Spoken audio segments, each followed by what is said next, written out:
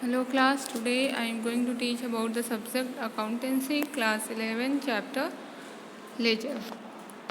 In this video we will discuss about new chapter, that is a ledger, and we have to discuss meaning and definition of ledger, different distinctions between ledger and journal, format of ledger, posting from journal, closing and balancing of account, posting from cash book and posting of other special subsidiary book. So we have covered all these points. Firstly, going to start about meaning and definitions. You know that business transactions are first entered in general as a or a special purpose subsidiary book, that is a purchase book, sales book, cash book, purchase return book come into the special purpose subsidiary book. The next step is to transfer the entries to respective account in general. The next step, firstly we have to record every transaction in general or a special subsidiary book. Secondly, we have to transfer this transaction into the ledger. Now,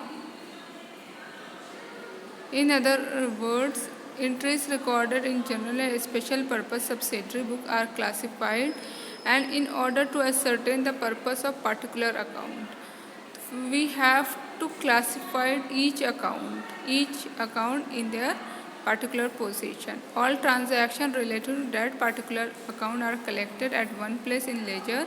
In short, ledger is a book which contains all account of business enterprises, whether personal, real or nominal. तो firstly हमको क्या करना है, general में record करना है, उसके बाद पोस्टेड करना है लेजर में. अब लेजर में हम पार्टिकुलर एक एक अकाउंट प्रिपेयर करेंगे और उस अकाउंट में उस ट्रांजैक्शन को एंट्री करेंगे. इससे प्रॉफिट क्या होगा, इसका मेन ऑब्जेक्टिव क्या होता है कि हर एक पार्टिकुलर अकाउंट वो प्रिपेयर होगा, पूरा मीनिंगफुल आंसर आएगा. जैसे परचेस हमने कितना किया अब तक में, तो परचेस अकाउंट में को प्रिपेयर किया जाएगा. सेल्स कितना किया, कैश कितना ट्रांसफ़र हुआ, तो वो हमारे पार्टिकुलर एक अकाउंट में ट्रांसफ़र होगा. अब यहाँ पे बात आती है, आप लोग कंफ्यूज होंगे कि मैम जो है एक हम लोगों ने सब्सिडरी बुक पढ़ा, वो भी वही था, और लेजर पढ़ रहे हैं, लेजर में भी वही है. तो हाँ, अगर एक चीज़ ये एकदम क्लियर है कि अगर कोई भी कैश बुक बना लेता है तो उसके लिए ज़रूरी नहीं है कि वो चीज़ क्या की जाए, लेजर बनाया जाए, उस परचेस अकाउंट बनाया जाए. दोनों में से एक अकाउंट प्रिपेयर करना है, या बुक प्रिपेयर करो या अकाउंट प्रिपेयर करो. दूसरी चीज़ यहाँ पर जो हमारा कैश परचेस अकाउंट बुक से उसका बैलेंसिंग जो है वो बैलेंस किया जाता है, यहाँ पर ट्रांसफ़र करना होता है. तो अभी हम लोग पढ़ेंगे कि कौन कौन सी चीज़ कैसे बैलेंसिंग करना है, कैसे उसको ट्रांसफ़र करना है, सारी चीज़ें इसी टॉपिक में डिस्कस किए गए. अब एडवांटेजेस क्या है. एडवांटेजेस है कि नॉलेज ऑफ बिजनेस रिजल्ट. पहली चीज़, हमें बिजनेस रिजल्ट की नॉलेज हो जाएगी. यहाँ पर इम्पॉर्टेंट चीज़ क्या है, to know the financial position of business, final account are prepare. हमको क्या जानना है, फाइनेंशियल पोजीशन, उसके लिए फाइनल अकाउंट प्रिपेयर करना है. फाइनल अकाउंट को प्रिपेयर करने के लिए क्या करना है, जब सारे बिजनेस ट्रांजैक्शन जो है लेजर में आ जाएंगे, लेजर में मेंटेन होगा, तो उससे क्या होगा, हमारा आगे का अकाउंट ईजिली बच जाएगा, मिस्टेक के एरर्स कम हो जाएंगे. तो यही सारी चीज़ है. Preparation of trial balance. Trial balance को प्रिपेयर करना, जो कि लेजर के बाद नेक्स्ट स्टेप ट्रायल बैलेंस है. तो ट्रायल बैलेंस को प्रिपेयर करने के लिए we have to prepare ledger book. Preparation of final account. तो जाहिर सी बात है कि जब ट्रायल बैलेंस बना रहे हैं जिससे कि अर्थमेटिकल एक्यूरेसी पता चल रही है, तो उसी तरह से फाइनल अकाउंट्स को प्रिपेयर करने के लिए इसका एक बेसिक होगा कि वो लेजर भी प्रिपेयर किया जाए. Knowledge of expenses and income. तो इससे नॉलेज होगी कितना इनकम हो रहा है, कितना एक्सपेंसेस हो रहा है, कैश अकाउंट में कितना आ रहा है, और हमारे परचेस अकाउंट में क्या चीज़ें कितना क्रेडिटेड है. Overcome the limitation of general. कभी कभी होता है हमारा जो जनरल में रिकॉर्ड सही प्रोसेस से नहीं होता, या डेबिट का क्रेडिट हो गया, क्रेडिट का डेबिट, तो उन सारे लिमिटेशंस को ओवरकम करना है, दूर करना है, successfully implement double entry system. यहाँ पे पूरी तरह सक्सेसफुल इम्प्लीमेंट किया जाता है डबल एंट्री सिस्टम्स को, प्रिंसिपल्स को, रिड्यूस पॉसिबिलिटीज़ ऑफ एरर, जिसके बारे में अभी हमने डिस्कस कर लिया कि एरर को रिड्यूस करता है, और source of useful accounting information, accounting informations के लिए बहुत ही सोर्सफुल ये एक स्टेप है जो लेजर बनाना होता है।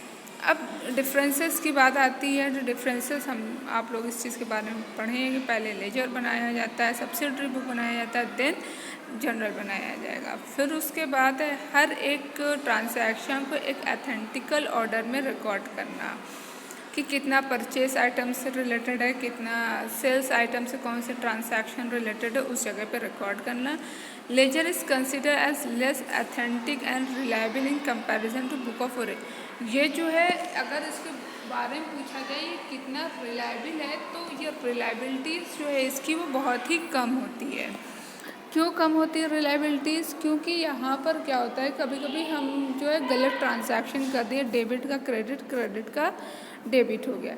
Page number of the general subsidiary books जो है पोर्टफोलियो, ये सारी चीज़ हम रिटन होगा। Accuracy of the ledger account is tested by preparing. अगर हमको लेजर अकाउंट की एक्यूरेसी को टेस्ट करना है, then we have to prepare a trial balance. अब यहाँ पे एक और चीज़ इम्पॉर्टेंट है, वो है फॉर्मेट। क्या है? तो ये अभी हम लोग फिर से डिस्कस करेंगे। अगर यूटिलिटी पूछा जाए लेजर की क्या है, तो provide complete information of a particular account. जैसे परचेस एक पर्टिकुलर अकाउंट है, रिटर्न एक पर्टिकुलर अकाउंट है, उसके बारे में पूरा कंप्लीट इन्फॉर्मेशन देना। Information of income and expenses, income and expenses, कितना इनकम हुआ, कितना एक्सपेंसेस हुआ, इसके बारे में। Preparation of trial balance are helpful in final account, तो इसके बारे में हम डिस्कस कर चुके हैं। Format of the ledger account, अब ये बनता कैसे लेजर अकाउंट का, जिसको समझते हैं। डेबिट साइड हमारा क्या होता है, डेट कॉलम होता है, पार्टिकुलर्स होता है, जेब लेजर पोर्टफोलियो। लेजर पोर्टफोलियो क्या होता है, जो हम लोग जनरल में उस पार्टिकुलर अकाउंट की एंट्री करें, यहाँ पे उसका नंबर लिखा जाता है।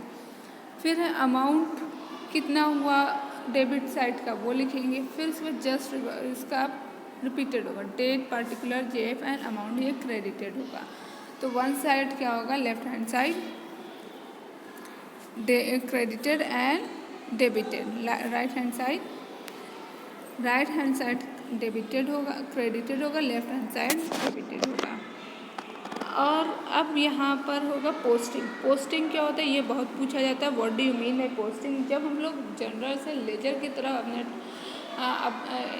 बिजनेस ट्रांजैक्शन को क्लासिफाई करके ट्रांसफ़र करते हैं, तो उसी प्रोसेस को बोला जाता है पोस्टिंग द एंट्रीज। अगर इसको रूल्स पूछा जाए ये क्या है, तो अगर कोई भी चीज़ जनरल की तरफ डेबिट साइड में है, तो उसको क्या करना है, तो फर्स्टली हमको आइडेंटिफाई करना है कि ये चीज़ डेबिटेड होगा या क्रेडिटेड होगा। फिर उसके बाद उसके डेट कॉलम में डेट वाइज उसको रिकॉर्ड करना है, कौन सा अकाउंट है उस अकाउंट्स को लिखना है, और फिर उसका पोर्टफोलियो नंबर होगा वो करना है, and then enter the relevant amount column in the debit side. Similarly इस तरह क्रेडिट साइड भी होगा। यहाँ पे एग्जाम्पल से समझाते हैं। एक जनरल एंट्री है salary account to bank account. यहाँ पे सैलरी क्या हुई, पेड की गई, किसके थ्रू पेड की गई, बैंक के थ्रू, तो bank account is credited and salary account is debited. अब इसको, ये हमारे जनरल, अब हम इसको किसमें पोस्टेड करना है, लेजर में। तो जस्ट रिवर्स, देखो सैलरी अकाउंट डेबिटेड है, तो हम यहाँ पे क्या कर लेंगे, 15,000 सैलरी अकाउंट को यहाँ पे आप समझिएगा। सैलरी अकाउंट जो है, सैलरी अकाउंट एक प्रॉपर लेजर अकाउंट में एक अकाउंट बनाएंगे, that is a salary account. देखो वहाँ पे सैलरी अकाउंट हमारा डेबिटेड था, क्या था, सैलरी अकाउंट, यहाँ पे देखिए डेबिटेड है, तो side will be same, debited ही होगा, मगर सैलरी ना हो करके बैंक अकाउंट होगा, ठीक। और टू बैंक अकाउंट, टू का मतलब ये दिया गया, किसको दिया गया, बैंक को। अगर बैंक अकाउंट खोला जाए इसका दूसरा, तो बैंक अकाउंट में बाय सैलरी अकाउंट लिखा जाएगा जो कि क्रेडिटेड होगा। तो बाय सैलरी अकाउंट, तो ये बाय जो है इसका मतलब इनके थ्रू दिया गया है, तो इसको समझना कैसे, जैसे कि सैलरी अकाउंट लिखा हुआ है डेबिटेड, अब बैंक अकाउंट्स के थ्रू दिया। सबसे पहले आपको अपनी एंट्री पास कर दो, माइंड में एंट्री सेट कर ली, सेट करने के बाद अब हमको कहा गया सैलरी अकाउंट बनाना है। तो सैलरी अकाउंट में हम बैंक को लिखेंगे और डेबिट साइड लिखेंगे। अब सिमिलरली बैंक अकाउंट में जो है बाई साइड लिखेंगे, क्रेडिट साइड लिखेंगे। अब क्रेडिट साइड कोई भी चीज़ लिखी जाती है तो वो बाई मतलब इनके थ्रू दिया गया है। अब closing and balancing of account, इसको बहुत अच्छे से समझिएगा। क्लोजिंग एंड बैलेंस, हम लोग जानते हैं कि हम लोगों को मॉडर्न अप्रोच के हिसाब से 5 अकाउंट्स होते हैं। क्या होता है? LIC में लायबिलिटी, इनकम, कैपिटल। दूसरा AE, 5 हुआ ना, एसेट एंड एक्सपेंसिव। अगर इस मॉडर्न अप्रोच में देखा जाए कि जो हमारा पुराना जो एक ट्रेडिशनल रूल्स है वो होता है personal, real and nominal, 3 accounts इसमें आते हैं। अब इसको अगर एक दूसरे से क्लासिफाई किया जाए तो यहाँ पे आप देखेंगे assets account, asset, liability and capital account. क्या? एसेट, लायबिलिटी एंड कैपिटल, ये हमारे किसके अंदर आते हैं? तीनों चीज़ पर्सनल एंड रियल के अंदर आएंगे। ठीक। दूसरी चीज़ इनकम एंड एक्सपेंसेस, ये किस में आते हैं? नॉमिनल में आएंगे। Income and expenses coming to the nominal and assets, liabilities and capital coming to the personal and real account. अब इनकी यहाँ पे बैलेंसिंग की बात आ रही, क्योंकि क्लोजिंग है बैलेंसिंग। कोई भी अकाउंट बनाएंगे, लेजर बना रहे हो उसका बैलेंसिंग करना है, जनरल बना रहे हो उसका बैलेंसिंग करना है। बैलेंसिंग बहुत इंपॉर्टेंट है। तो रियल एंड पर्सनल, इसका जब बैलेंसिंग एक जैसे होगा। कैसे? क्योंकि देखो डेबिट साइड एक साइड लिखा होता है, दूसरे साइड क्रेडिट होता है। अगर हमारा डेबिट मोर देन है, क्रेडिट लेस देन है, तो हम यहाँ पे इसको लिखेंगे कि डेबिट बैलेंस है। क्या लिखेंगे? Debit balance. और जब कोई भी चीज़ डेबिट बैलेंस होगा तो उसको लिखेंगे बाई बैलेंस C/D। क्या चीज़? C/D, उसके अपोजिट साइड, मतलब credit side. Debit are more than credit, then we have to transfer the more amount. जैसे 5,000 आ रहा है, समझते कैसे? 5,000 डेबिट साइड आ रहा है और क्रेडिट साइड 3,000, डिफरेंस क्या है? 2,000। तो डेबिट मोर देन है। अब इसको हम क्रेडिट साइड लिखेंगे बाई बैलेंस C/D। अब अगर इसको दूसरे पॉइंट से समझा जाए कि यही C/D जो है ये ऑल ओवर हम आपको बता रहे हैं पर्सनल और रियल का। और अगर इसको नेक्स्ट ईयर हमको इसको बैलेंस करना है तो उसको लिखेंगे टू बैलेंस B/D। ठीक, टू बैलेंस B/D। यही चीज़ अब यहाँ पर हो गया है रियल और पर्सनल का।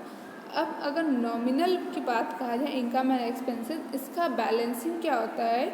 इससे बैलेंस नहीं किया जाता, इसका बैलेंसिंग डायरेक्ट क्या किया जाता है? ट्रांसफ़र कर दिया जाता है। कुछ चीज़ फिक्स होती है जहाँ का बैलेंसिंग हमेशा डेबिटेड होगा, कुछ चीज़ ऐसी होती है जहाँ का बैलेंसिंग हमेशा क्रेडिटेड होगा। तो ये चीज़ आपको पॉइंट आउट करना होगा। अब यहाँ पे एक एग्जाम्पल लेके चलते हैं। हाँ, अब एक और इम्पोर्टेंट कॉन्सेप्ट कि अब जैसे कि बैलेंस आया, ये हमारा ईयर, आपको इस बैलेंस को, ये हमारा ओपनिंग, जब इसी बैलेंस को, जैसे कि हमारा बैलेंस आया 2,000 रुपये और उसको हमने लिखा बाय बैलेंस C/D। अब इसको नेक्स्ट ईयर में ट्रांसफ़र करना है तो नेक्स्ट ईयर में लिखेंगे बाय बैलेंस B/D। ठीक है, बाय बैलेंस B/D, इसको नेक्स्ट ईयर में लिखा जाएगा। अब ये इलस्ट्रेशन समझिएगा। यहाँ पे हमको क्या बनाना है? जनरल बनाना है, इसका लेजर भी बनाना है। लेजर में हमसे सिर्फ कह रहा है कि हमको बना के अक्षत अकाउंट को प्रिपेयर करना है।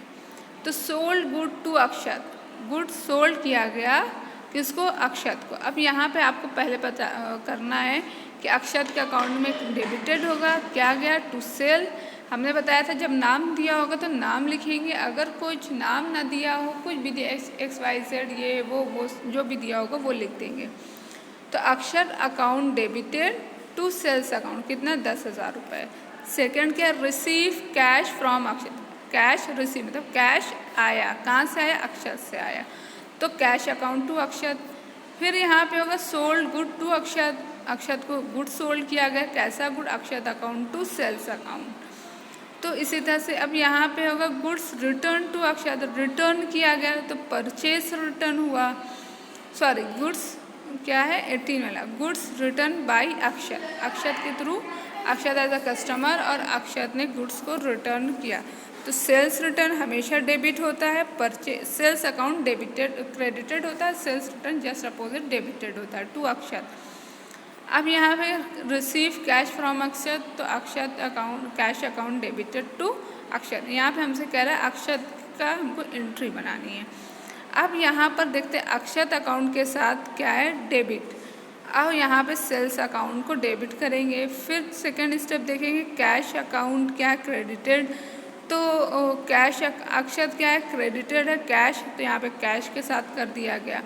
इसी तरह सबको बैलेंस किया, जब बैलेंस किया तो हमारा क्रेडिट साइड क्या हुआ, ज़्यादा आ रहा है डेबिट साइड के कंपैरिजन में, तो हमने इसको क्या किया, by balance C by D कर दिया।